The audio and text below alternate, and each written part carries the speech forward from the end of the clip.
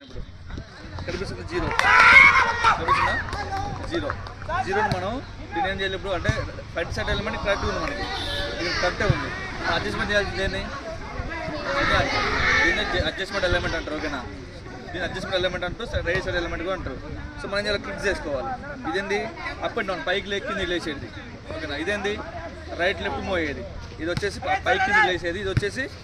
right left move అవుతుంది అనమాట ఓకేనా సో మనం చేస్తాం జస్ట్ పైకి లేపుతున్నాం ఎన్ని క్లిక్ చేసుకోవాలంటే 30 కౌంట్ చేసుకొని చెప్తున్నాం ఎగ్జాంపుల్కి 30 అంటే ఆల్రెడీ 10 అంటే 0 అయింది అదేనా ఫస్ట్ 0 అయింది 10 కింద కౌంట్ చేసుకుందాం